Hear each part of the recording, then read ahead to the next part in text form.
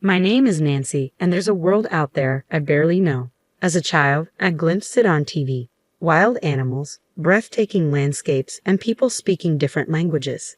Driven by a desire to see this unknown world up close, I bravely studied abroad during my college years. In my new destination, I found the world I'd been dreaming of. Despite the language barrier, I saw thriving communities, diverse creatures, and stunning vistas. I wanted others to experience this wonder too, so I got a job at a travel agency. I was in charge of tour planning, leveraging my study abroad experiences to handle everything from site inspections to negotiations. It was a whirlwind life, but I managed to balance it well with my personal life. I married Daniel, a colleague, and found a rhythm between work and family. However, a problem arose with my mother-in-law, Barbara. A housewife herself, Barbara believed women should stay home after marriage. While I didn't deny her viewpoint, I found it outdated and told her so. She retorted, "Isn't it a woman's job to support her husband? Do you have a problem with that?" I disagreed, but ultimately, Barbara didn't understand. To avoid conflict, I suggested to Daniel that we buy a house. He readily agreed, and we moved into our own place. But Barbara's visits increased. Every weekend, she would come over, often making noise with Daniel. She never took care of her own husband, Anthony. I wanted to point out the contradiction in her beliefs, but I held my tongue to avoid a fight. One weekend, amidst her usual commotion, Barbara mentioned, "I'm going on a trip next week. Please be careful." Surprised, I asked, "What are you saying, Barbara?" "Nancy, you're coming too," she insisted. "But it's so sudden," I protested. "I have work. It's a family trip. Aren't in-laws family to you?" she challenged. "That's not what I mean," I stammered. "Then make it happen," she commanded. Seeing me troubled, Barbara booked the hotel and said in a condescending tone, "I forgot to mention, it's London. You've always bragged about working at a travel agency, right?" "I'm not bragging," I replied. "So you can handle it, right?" she pressed. Reluctantly, I agreed to the trip to London. When I studied abroad, I made many contacts. It might be difficult for other countries or regions, but I thought I could manage London. "Okay, I'll try. I have the plane tickets, so just book the hotel." "Ah, you booked the flight, but not the hotel?" I asked. Barbara grinned. "I got the tickets. I exchanged my card miles for first-class tickets." Judging by her joy, it seemed true. Then I noticed piles of branded goods on the sofa. Understanding dawned on me. Hearing first class, Daniel leaned in. "First class? Seriously, Mom?" "Yes, it's a first-class trip abroad," Barbara confirmed. "Awesome. We will leave at 9:30 p.m., so you can work till the last minute," she added, still grinning. It felt odd, but there was no point in lying about the trip. I had to book the hotel properly or she would complain. But finding a hotel on such short notice wouldn't be easy. After some thought, I decided to use my old contacts from my study abroad days to get a hotel referral. Over the phone, I asked, "Can you do it as a favor for Nancy?" "Sure, 4 people, 2 rooms." "Thank you," I replied, successfully booking the hotel. On the day of the trip, I couldn't take the day off due to the short notice. Barbara told me to meet at the airport at 6:00 p.m., so I thought I could wrap up work and make it in time. Suddenly, Barbara called. "Hello, Barbara." "Nancy, are you done with work?" "I'm just leaving the office now, so I'll be at the airport after 6:00 p.m. "Oh, that's too bad." "Ha! Well, we're actually leaving at 6:00 p.m. "No way." I hurried back to my desk and searched the flight schedule on my computer. There was a 9:30 p.m. flight to London, but also a flight leaving just after 6:00 p.m. Could it be this flight?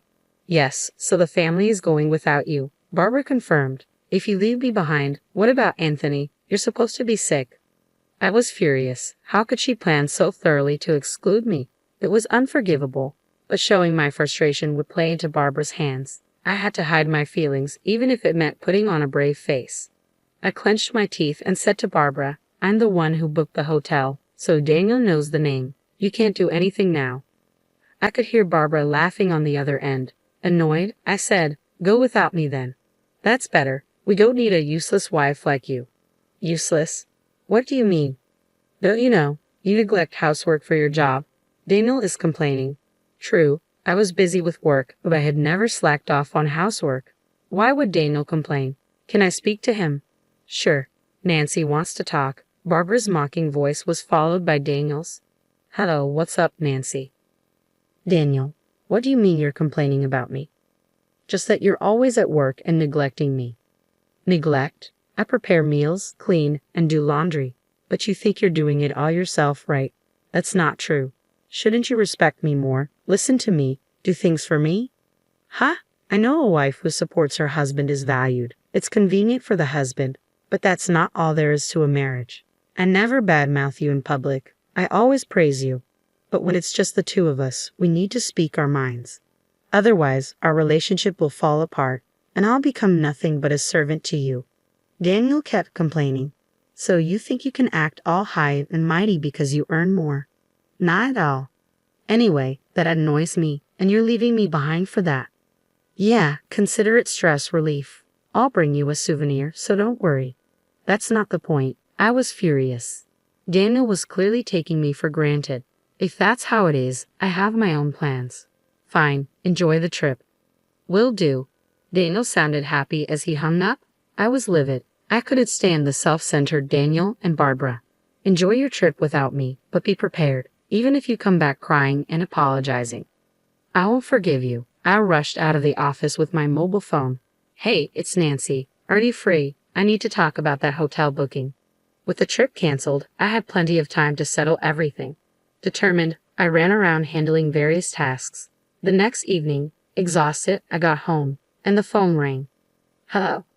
Nancy, what were you thinking? It was Barbara, sounding quite angry. I knew the reason but pretended not to. Barbara, are you enjoying the trip? This is no time for that. We can't check into the hotel. Did you make the reservation? I canceled it because I wasn't going. Huh? What? Then where are we supposed to stay tonight? I don't know. Barbara's angry voice came through, but since she was in London, her anger over the phone wasn't scary at all. That's tough, being abroad without a hotel. You never know what might happen. It's not the safest place, you know. Wait, help me, Barbara sounded panicked. Then, a faint voice in the background said, There's a canceled room. Anthony's negotiating for us to stay there. It was Daniel. Is that true, Daniel? I asked. Looks like it'll be fine, he replied. You see, Nancy, Barbara's voice turned triumphant as if her earlier panic were a lie. Too bad for you. Your plan didn't work. Well, the room was available because... I cut her off. Enjoy your stay, Barbara. Then I hung up, feeling a strange sense of satisfaction despite everything. I canceled it, but this was all part of my plan. My real aim was something else. Glad there was a vacancy. Thought you'd be smug about canceling our hotel, didn't you? Barbara sneered. No, not really. Frustrated, aren't you? You can admit it if you're upset. I just canceled it because I wasn't going. Putting on a brave face. How pathetic. Typical of Daniel's useless wife. Barbara laughed loudly, then continued bragging about the amazing scenery and delicious food. Tired of listening, I quietly hung up the phone. She probably didn't even notice. I smiled a little at that thought. Anyway, just a few more days to endure. I braced myself and had dinner. A few days later, as I was heading to the station, Barbara called again. Hello. What's up, Nancy? What's going on now? Not again. What's wrong with this hotel? What are you talking about? Barbara explained. Thanks to Anthony's negotiation, they stayed in the room I canceled.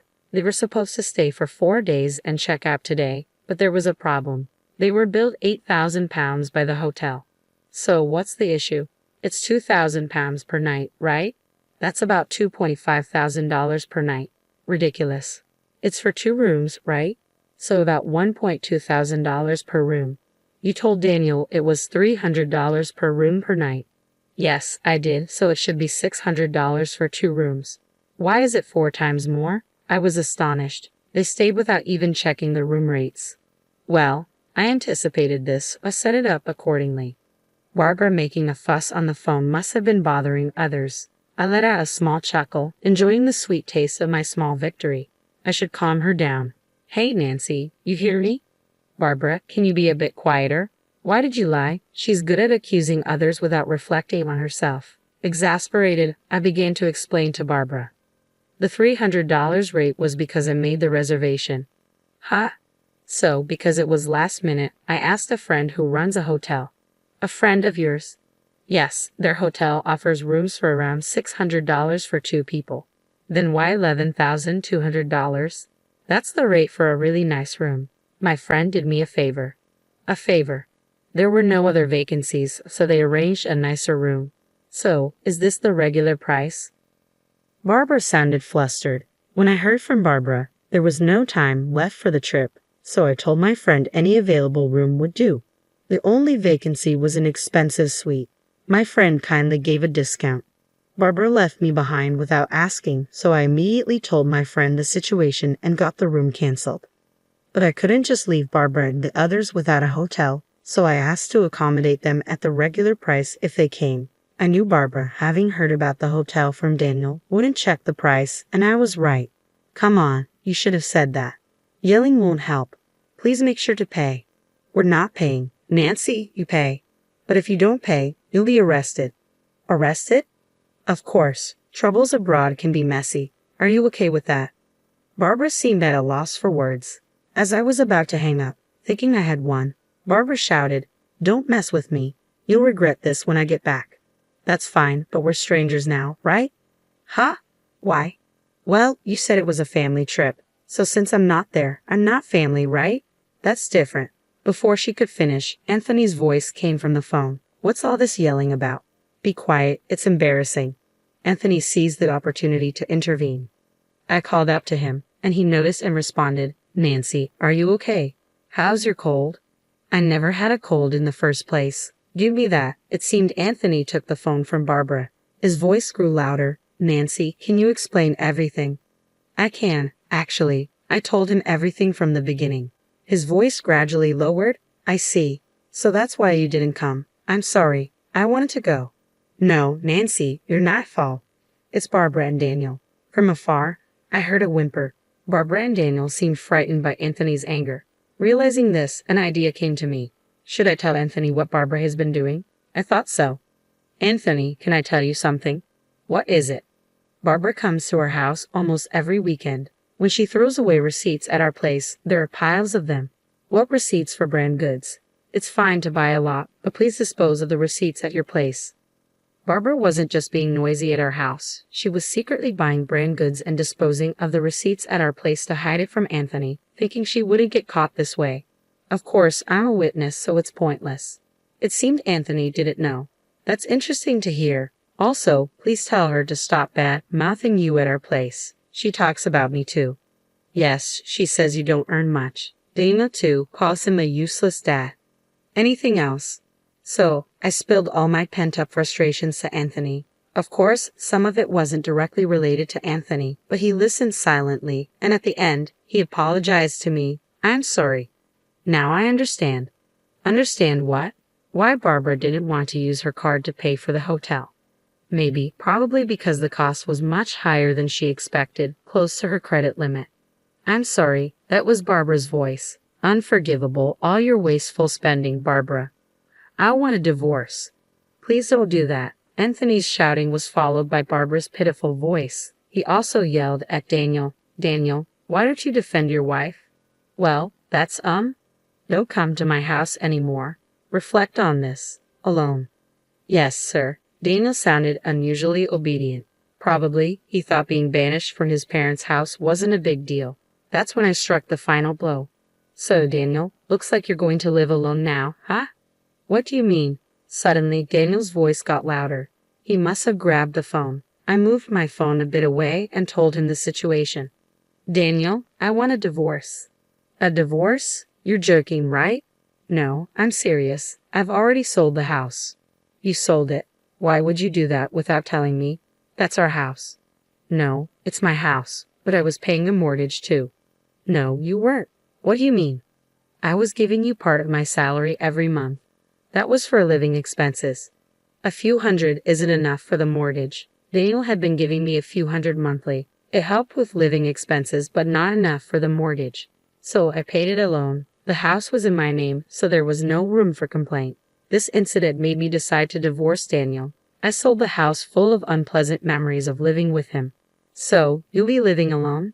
Wait, think it over. No, it's decided. I'll contact you once I find a place. Then, I'll send you the official notice. Official notice? Of course, I'll be claiming compensation in the divorce. Wait for me. Daniel was crying on the other end, but I didn't care. I hung up the phone. After that, Daniel and I divorced following discussions. Anthony actually divorced Barbara too. Barbara, due to her wasteful spending, didn't get any compensation in the divorce and was left on her own. I was just thrown out of the room. Daniel was nearly broke, apparently having spent everything except the few hundred he gave me each month on frivolities. Now, he's living in a rundown apartment and commuting to work. But things might be better for Daniel than Barbara. With no house or money and Daniel's place too small, Barbara had to take a live-in job. She's working hard from morning till night now. As for me, I'm doing great being single. I have more free time and can handle overseas negotiations. I've become a relied-upon figure at work, even hearing talks of a promotion to department head. Today, I'm busy flying around the world planning new tour packages.